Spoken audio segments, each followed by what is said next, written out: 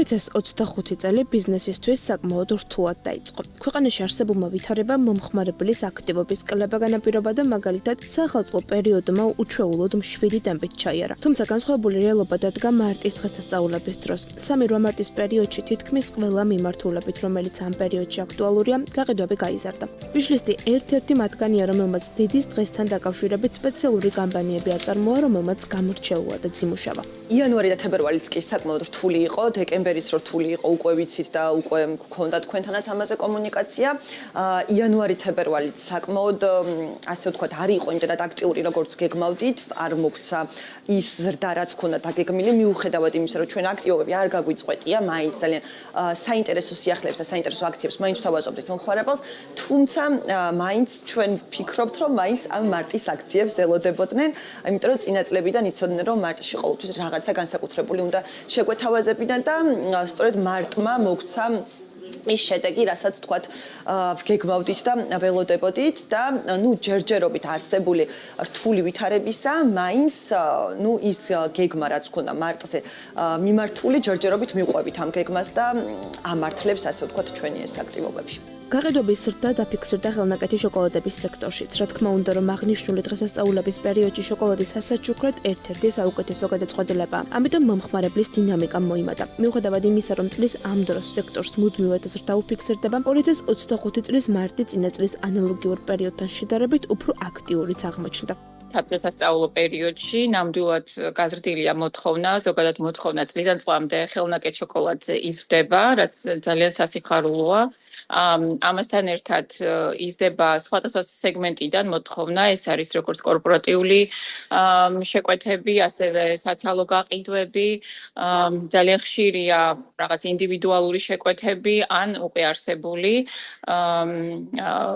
ყველანაირი, ვთქვათ, მიუხედავად იმისა, რომ ზოგადად ბაზარზე, მსოფლიოში შოკოლადის ფასი საგრძნობლად იზრდება და ეს არ ჩერდება და ყოველ წელს მეტი და მეტი ფასია ბაზარზე აი ამ თვითონ შოკოლადის, მიუხედავად ამისა, მოთხოვნა ნამდვილად გაზრდილია. ცხადია, რომ ყვავილების გაყიდვებიც არ უნდა გამოგრჩეს. 3-8 მარტი ყვავილების შესაძენად საუკეთესო პერიოდია, გარდა იმისა, რომ დღესასწაულია გაზაფხული დგება, რაც მომხმარებლის ქცევას ცვლის და მას უფრო აქტიურს ხდის. როუში გაყიდვების 30%-იანი ზრდა დაფიქსირდა. უფრო აქტიური იყო მომხმარებელი წელს. 14 თებერვლიდან 3 მარტი, 8 მარტი. აი ამ წამს თითქმის ცარიელი გვაქვს მაცივარი ახლა ველოდებით ყვავილებს, მაგრამ მართლა ამოიყიდა ძალიან ბევრი ყვავილი. წელს ჰქონდა პრობლემა მომარაგებაზე. რატომ ღაც გააჩერეს გამბაჟებამ გააჩერა ძალიან ბევრი მომწოდებლის ყვავილი და აი ზოგი ყვავილი ძალიან დააგვიანა.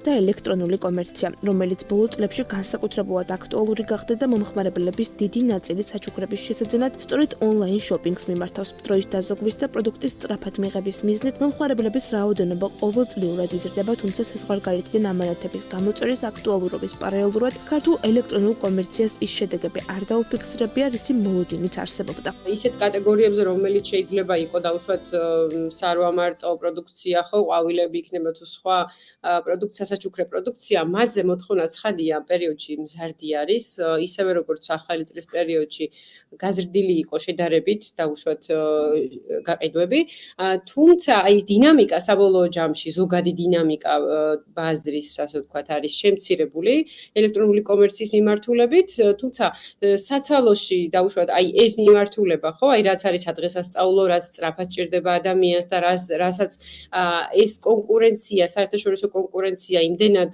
ვერ უმკლავდება, შესაბამისად ამ მიმართულებებზე ნაკლებად აისახება ხოლმე, ასე ვთქვათ, ესეთი შემცირება.